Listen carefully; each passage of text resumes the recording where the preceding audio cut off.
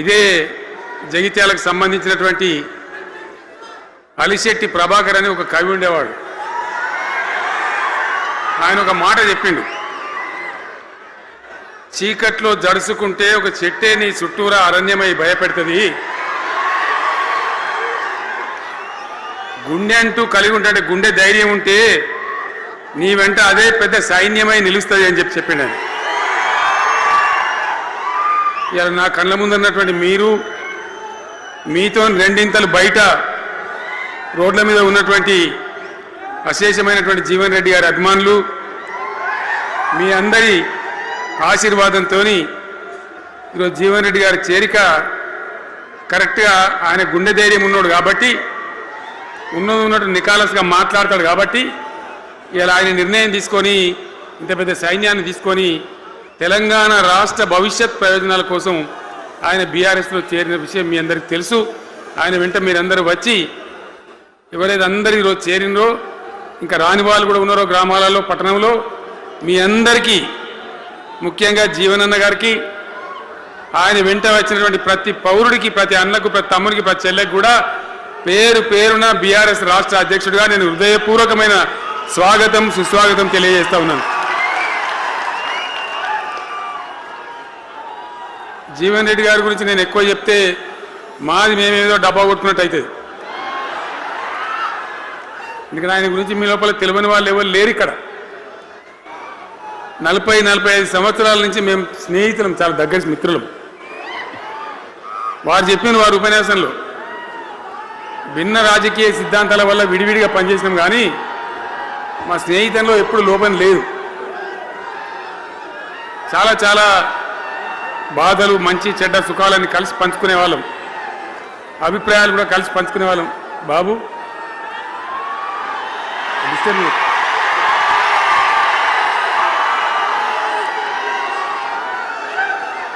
మంది లొల్లి పెట్టడం కూడా కాదు రావాను.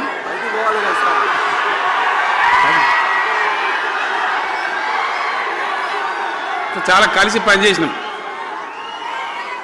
ఆయనకుండే నిబద్ధత, ధైర్యంగా ప్రజా జీవితంలో పనిచేసిన పద్ధతి ఎంతమందికో చాలామందికి ఆదర్శంగా నిలిచినటువంటి వ్యక్తి. జగిత్యాల్లో ఆయన పుట్టి పెరిగి రాజకీయంగా చాలా పెద్దవాడు అయినాడు మీ అందరి దీవెనతో. కానీ ఒక జగిత్యాల్లోనే కాదు, ఆయనకు పాత కరీంనగర్ జిల్లా వ్యాప్తంగా అట్లనే పొరుగున ఉన్నటువంటి అనేక జిల్లాలలో చాలామంది జీవన్ రెడ్డి గారి అభిమానులు ఉన్నారు. చాలా మంది. మీరు లొల్లి పెట్టకుంది, మీ ఫోటోలే బయటికి పోతున్నాయి. అది లైవ్ టెలికాస్ట్ ఉంది, దానిలో మీ బొమ్మలు టీవీలో కనబడుతున్నాయి మీ ఇంటికాడ. లొల్లి పెట్టకుంది ఇక సెట్ అయిందా?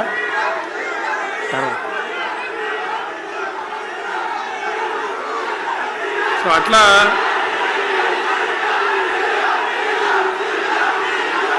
Please please please please. ఎందుకు ఆ లొల్లి ఎందుకు అంటున్నా? అట్లా కాదు కదా, ఇక్కడ నేను మొత్తుకుంటున్నా, అక్కడ నువ్వు మొత్తుకుంటున్నావు, అర్థమవుతుందా?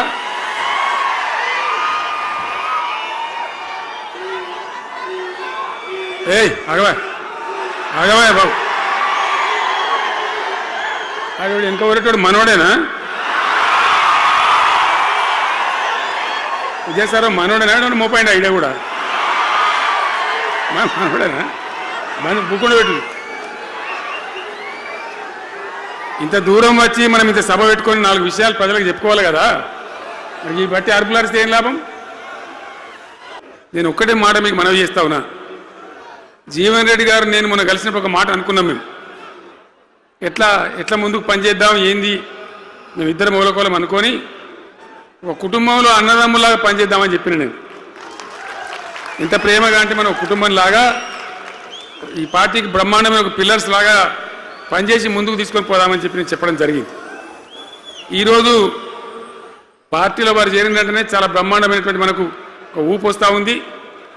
నేను జీవన్ రెడ్డి గారిని కోరుతా ఉన్నా, జగిత్యాల మందం కాదు, జగిత్యాల జిల్లా కాదు, పాత కరీంనగర్ జిల్లా కాదు, మీరు ఆదిలాబాద్ చూడాలి, నిజామాబాద్ చూడాలి, పరిసర జిల్లాలు చూడాలి. పార్టీగా పార్టీ ప్రధాన కార్యదర్శిగా ఈ నిమిషం నుంచి నేను అపాయింట్ చేసుకుంటా ఉన్నాను. బ్రహ్మాండంగా ఈ ప్రాంతం అంతా కూడా మీ సేవలు అవసరం ఉన్నాయి పార్టీకి. అదే కాదు, 600 ఏది ఏమైనా ఏమైతుంది, 100% మళ్ళా బీఆర్ఎస్ గవర్నమెంట్ వస్తుంది. వస్తుందా? వస్తుందంటూ చేయలేవట్టుంది. ఒకసారి కెమెరాలు కడ దింపుకున్నారా బాబు? వస్తుంది కదా. ఇవాళ జీవన్ రెడ్డి గారు పార్టీలో బాబు కౌశిక్ రెడ్డి రాగబట్టు వాళ్ళు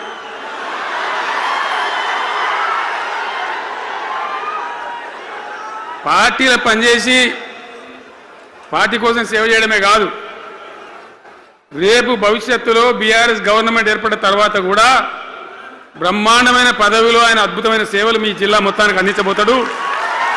తెలంగాణ రాష్ట్రానికే ఆయన సేవలు అందించబోతాడు. ఇది నా మాట, కేసీఆర్ మాట అని నేను జగిత్యాల గడ్డ మీద చెప్తా ఉన్నా. నేను ఎక్కడన్నా మాట ఇచ్చినంటే తప్పలే. కాబట్టి జీవన్ రెడ్డి గారిని మీరు జగిత్యాల మందం మీరు యుద్ధం చేయాలి. యుద్ధం చేసేదానికి ఆయన ముఖాబిల మనిషే లేడీడా, మీరు సరిపోతారు. ఆయన నాకు అప్పచెప్పాల బయట పనిచేయడానికి. కరెక్టే కదా? అట్లే చేద్దామా? అట్లే ముందుకోదామా? జగిత్యాల యుద్ధం మీ వంతు, తెలంగాణ యుద్ధం మా వంతు. ఓకే కదా?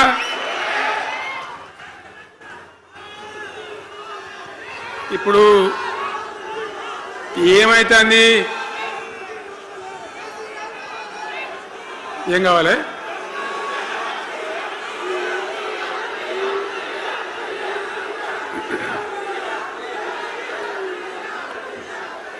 గింతే మనది మనం అనుకొని పోదాం. మరిగా బంద్ చేయండి బాబు. మీరు ముద్దుమంతులకు చెప్పండి వాళ్ళకు.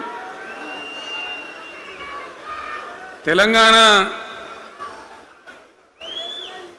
చాలా భయంకరమైన పరిస్థితులలో ఉండే. దుఃఖం వచ్చేది, ఏడుపు వచ్చేది. ఎమ్మెల్యేలుగా ఉన్నా ఏం చేయలేని పరిస్థితి. ఆగమాగం అడివేడివి కదా. ఎట్లా ఉండే తెలంగాణ మనం చూడలేదా? తెలంగాణ రాకముందు ఎంత భయంకరమైనటువంటి బాధలుండే, ఎంత కష్టం ఉండే. ఎవడన్నా తెలంగాణని మాట్లాడేవాడు ఉండనా? అసెంబ్లీలో, అక్కడిక్కడ కాదు, అసెంబ్లీలో కూడా ఒక ఆయన పాపం ప్రణయ్ భాస్కర్ అని వరంగల్ ఎమ్మెల్యే ఉండే. ఏదో విషయంలో ఆయన మాట్లాడబోతే, తెలంగాణని మాట్లాడబోతే, తెలంగాణ గిలంగాణ జాంతానే మాట్లాడదా, ఏది అసెంబ్లీలో తెలంగాణ అనద్దు అని నిషేధం.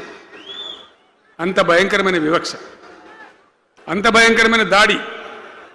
మన భాష మీద దాడి, మన బతుకు మీద దాడి, మన నీళ్ళ మీద దాడి, మన ఉద్యోగాల మీద, మన వనరుల మీద, మన ఆస్తుల మీద మొత్తం దోపిడీ చేయడం తప్ప ఇక్కడి ప్రజలను బికారీలాగా వదిలిపెట్టినారు. రైతాంగం ఆగమాగం అయిపోయి చెట్టుకోలు గుట్టకోలు అయిపోయి. ఇంత ఎస్ఆర్ఎస్పి కాలువ ఉన్నటువంటి మెట్టిపల్లి, జగిత్యాల, సొప్పదండి ఇట్లాంటి ప్రాంతాల నుంచి కూడా దుబాయ్కి, బొంబాయికి వలసలు. పాలమూరు జిల్లా అయితే భయంకరమైన వలసలు. ఎంతకు పోయింది తెలంగాణ అంటే, కొన్ని పార్టీలు సరే వాళ్ళు చేసింది మంచిదా చెడ్డదా పక్కకు పెడితే దుఃఖం వచ్చేది, బాధ కలిగేది, ఆవేశం రగిలేది. మహబూబ్ నగర్ జిల్లాలో 100కి 90 మంది యువకులు వలస. బతకానంటే బతకపోవాలి, ఆడ బతుకు లేదు.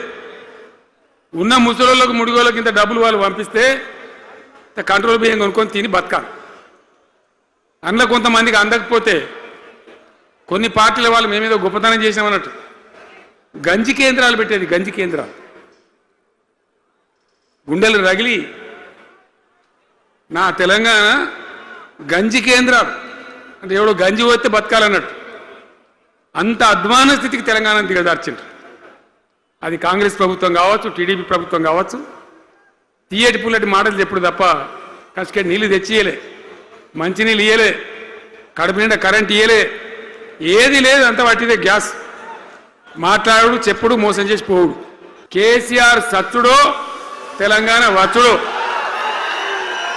ఈ తల్లి ఆందకనే మంచిగా దగ్గరంగా అని చెప్పి ఆ శపథం చేసి ఆనాడు ఆమరణ నిరాహార దీక్షకు బయలుదేరితే మొత్తం తెలంగాణ అల్లకల్లోలమైంది.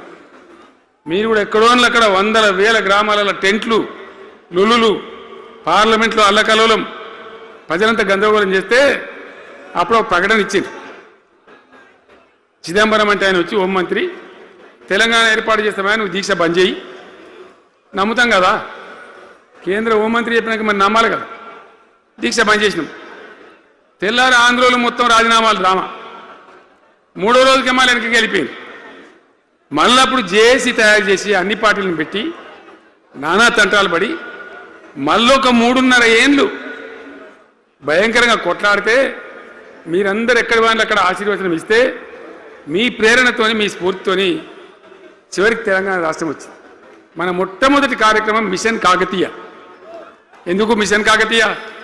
ఆ చెరువులో దరిద్రం వదిలిస్తే, వాటిని బందోబస్తు చేస్తే, వాటిలో నీటి నిల్వ సామర్థ్యం పెరిగితే గ్రౌండ్ వాటర్ పెరుగుతుంది, బోర్లు బాగా నీళ్ళు వస్తాయి. కాబట్టి అక్కడి నుంచి ప్రారంభించి చేసినాం. అది కూడా తెలంగాణ ప్రజలు, రైతులు ఒక ఉద్యమంలాగానే చేశారు. మట్టి తీసుకొని పోండి, సారవంతంగా ఉంటుంది, మీ పొలాలలో పోసుకోమంటే లక్షల ట్రాక్టర్ల మట్టి తీసుకొని పోయింది తెలంగాణ రైతాంగం. అన్ని గ్రామాలలో ఒక విప్లవం లాగా ఆ మట్టి తీసుకొని పోయి వాళ్ళ భూములలో పోసుకొని కూడా బ్రహ్మాండంగా చేసింది. అక్కడి నుంచి మొదలుపెట్టినటువంటి ప్రస్థానం 10 ఏళ్లలో ఎన్ని చేసినామో మీరు చూసారు. బట్టి మాటలు మాట్లాడు, గప్కాలు కొట్టుడు కాకుండా నేను ఒక్కటే మాట మిమ్మల్ని అడుగుతున్నా, మీరందరూ కూడా చూసారు. శాసనసభలో నిలబడి ఈ రాష్ట్ర చరిత్రలో ఎవడన్నా ఒక ముఖ్యమంత్రి ఈ 5 ఏళ్లలో మిషన్ భగీరథ కంప్లీట్ చేసి ప్రతి ఇంటికి నల్లా పెట్టి మంచినీళ్ళు ఇవ్వకపోతే మళ్ళా తేపకు నేను నిలవడం, ఓట్లు అడగం అని చెప్పిన ముఖ్యమంత్రి ఎవరన్నా చూసినామా? నేను చెప్పిన మాట అసెంబ్లీలో నిలబడి చెప్పి ఆ 5 ఏళ్లలో మిషన్ భగీరథ నీళ్లు తెచ్చి 100% కులం, మతం సంబంధం లేకుండా తండాలు, మారుమూల పల్లెలకు కూడా ప్రతి గ్రామానికి ట్యాప్ పెట్టి, ప్రతి ఇంట్లో ట్యాప్ పెట్టి మంచి స్వచ్ఛమైనటువంటి నీళ్ళు తెచ్చిచ్చింది. 5 ఏళ్ళు నడిచింది, నడవలే. మిషన్ భగీరథ నీళ్ళు పుష్కలంగా రాలే? ఏమన్నా రాలేదా? వచ్చినాయా? మరి ఇప్పుడు ఏం రోగం పుట్టింది నాకు అర్థం కాదు. ఇప్పుడు ఎందుకు గుంటుతుంది అది? ఎందుకు నీళ్ళు ఎత్తలేవు? వస్తున్నాయా ఇప్పుడు? మరి ఏం చేయాలా? లాగులు వలిగేదాకా చంపాలే. మంచి మాట కాకపోతే ఏం చేస్తారు? మంచిగా కట్టిన ఇల్లు పెట్టిపోయి కదా, 5 ఏళ్ళు నడిచింది కదా, మరి మీకేం బీమారీ వచ్చింది నాకు అర్థం కాదు. ఇంతింత పొడుగు మాటలు మాట్లాడుతుందా? అడ్డం పొడుగు మాట్లాడుతుందా? పొద్దున్న లేతే కేసీఆర్ చావాలి, నువ్వు 1000 జన్మలు ఇచ్చినా నేను చావా నాకు కూడా అనుకుంటున్నావు.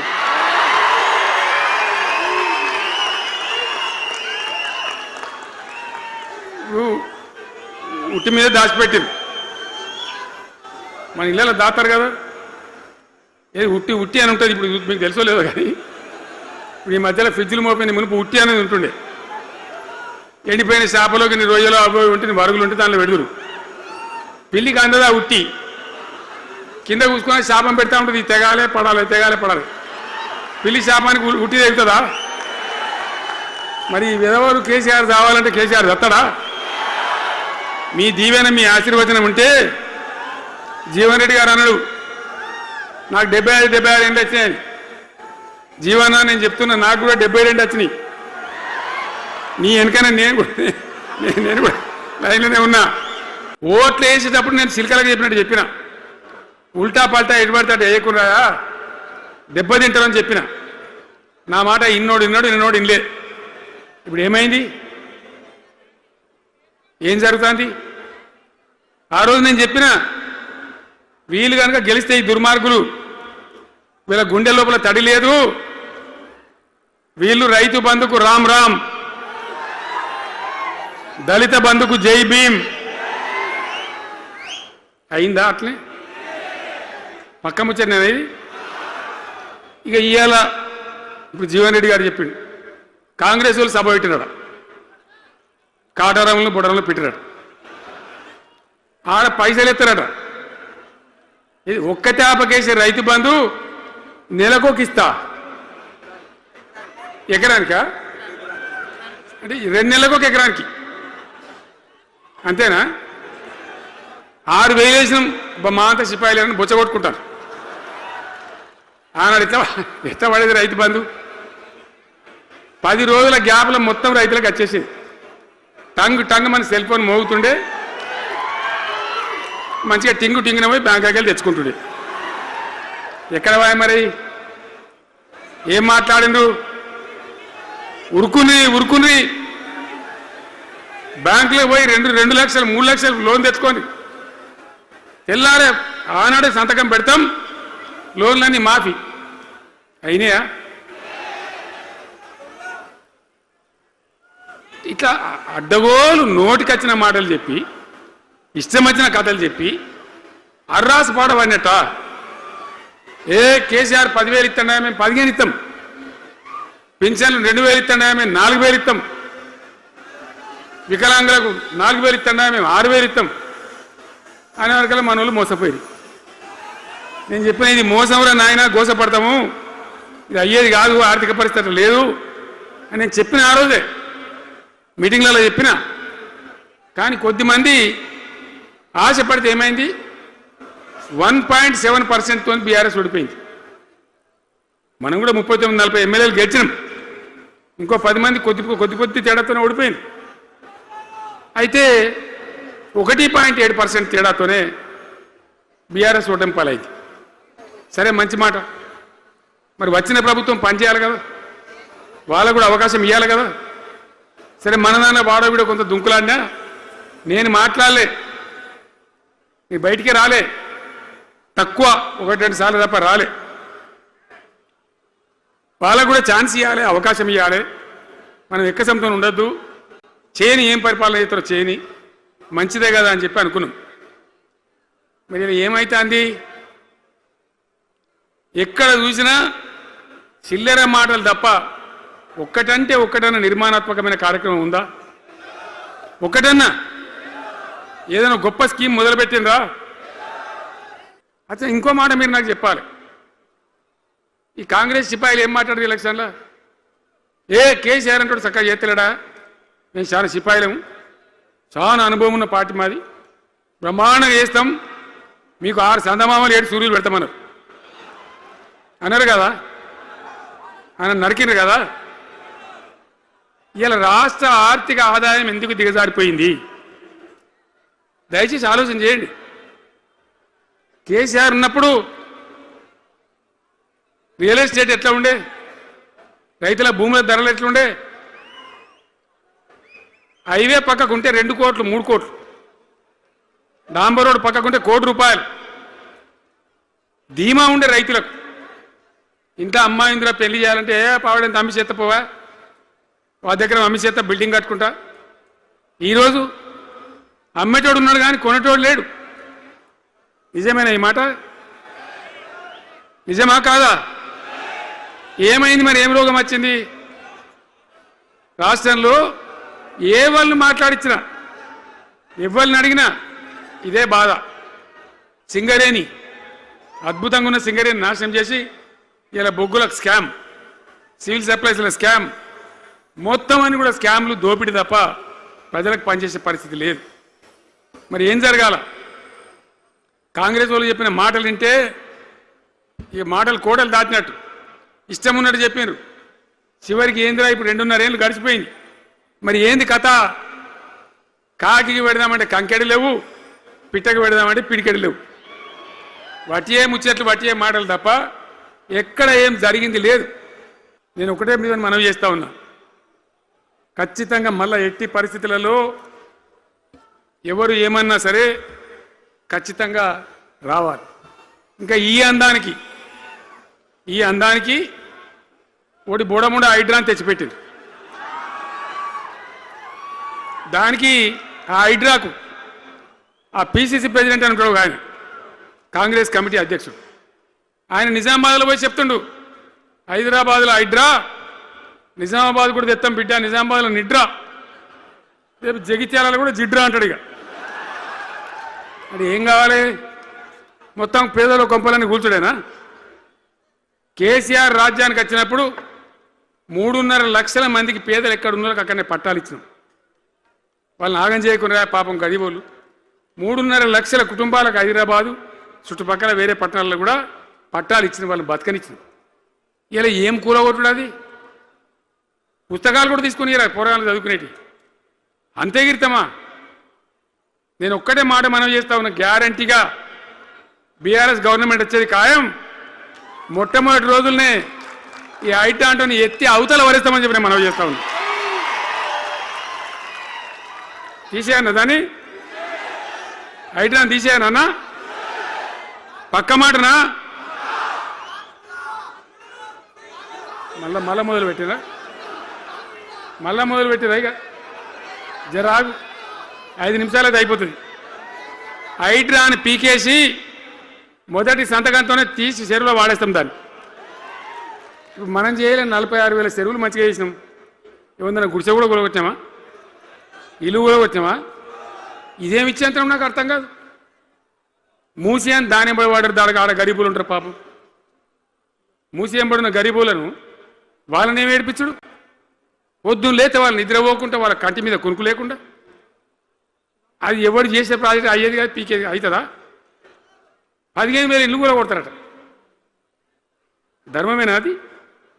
ఈ రకంగా ఒకటి పనికి మాలిన హైడ్రా తెచ్చి మూసి అది చెయ్యాలి, మూసి మంచిగా చేయాల్సిందే బద్దనే వాడు అన్నాడు. అన్ని వేల ఇల్లు కూడా కొట్టడం ఎందుకు నాకు అర్థం కాదు. అలా ఏం లేదు, భూములు కబ్జా పెట్టే రియల్ ఎస్టేట్ దందా తప్ప దానిలో ఏం లేదు. మూసి ప్రజల కోసం కాదు, నగర ప్రజల కోసం కాదు, ఈజీగా చేయగలిగిన దాన్ని, మామూలుగా చేయగలిగిన దాన్ని నాశనం బట్టి దానికి కథం పడతా ఉన్నా. ఏది చూసినా కూడా ఒక రకమైన దోపిడీ, ఒక రకమైనటువంటి గుండాగిరి, అరాచక వ్యవస్థతో ముందుకోతున్నారు తప్ప ప్రజా సంక్షేమాన్ని కాంక్షించి ఒక్క స్కీమ్ కూడా రాలే. ఇరిగేషన్ ప్రాజెక్టులు అన్ని పండబెట్టిరు. ఏం రోగం? ఒకనాడు కాకతీయ కాలువ మీద, మన వరద కాలువ మీద మోటార్లు పెడితే ఏం కోసాది? మా శంకరెడ్డి చెప్తా ఉండే ఇంతకుముందు, 1000 మోటార్లు పెట్టుకుంటే వచ్చి కోసుకపోదురు, లారీలు మోటార్లు ఎత్తుకపోదురు. ఇదే వరద కాలువ మీద కేసీఆర్ రోజులు ఎవడన్నా మాట్లాడిందా? మాట్లాడలే. చివరికి ఏం చేసింది మీరు మంచిగా వినాలి. వీళ్ళు మామూలు పని చేస్తలేరు, మన జీవితాలకే బాంబులు పెడుతున్నారు. ఆ రోజు కూడా నరేంద్ర మోడీ ప్రధానమంత్రిగా ఉండే ఆయన ఏం చేసిండు? కరెంటు మోటార్లకు మీటర్లు పెట్టాలి, నువ్వు పెట్టాలి కేసీఆర్ అని నా మీద ఒత్తిడి. నేను చెప్పిన నా పానం పోయినా సరే, సచ్చినా సరే నేను మీటర్ పెట్టా అని చెప్పిన. పెట్టలే. 30,000 రూపాయలు కట్ చేస్తే నీకు అన్నాడు, కట్ చేసిండు. రాష్ట్ర ప్రభుత్వానికి వచ్చేటువంటి ఆదాయం 30,000 కోట్ల రూపాయలు వదులుకొని కూడా తెలంగాణలో నేను కరెంటు మీటర్ పెట్టనియలే. నేను ముఖ్యమంత్రి ఉన్నాను రోజు. ఇవాళ ఏం చేసింది తెలుసా వీళ్ళు మీకు?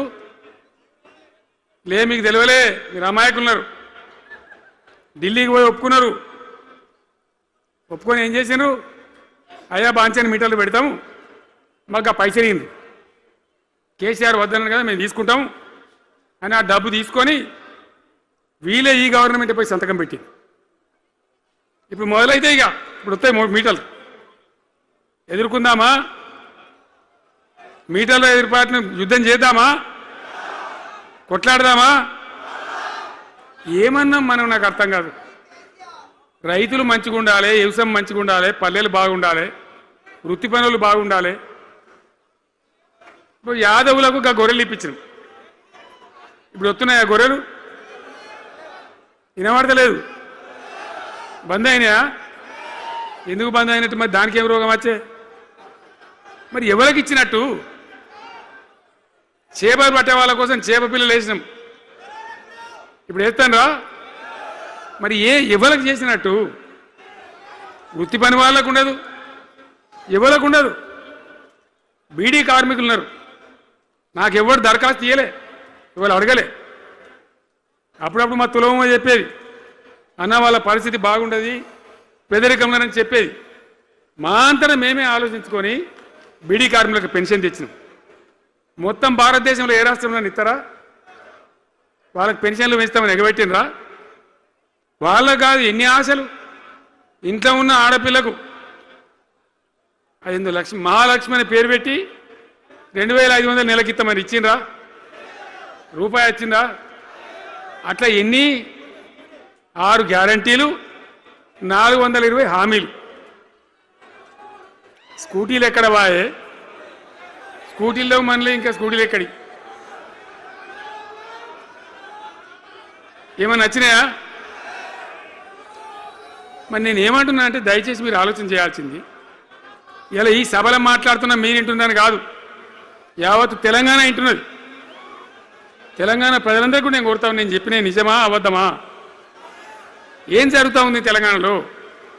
ఈ సందర్భంలో ఖచ్చితంగా ప్రజల మంచిని కోరే ప్రతి వాళ్ళు ఒకటి కావాల్సిందే, మళ్ళా తెలంగాణ పునర్నిర్మాణ యజ్ఞం మళ్ళా ప్రారంభం కావాల్సిందే. దాన్ని ఎవడు ఆపలేడు.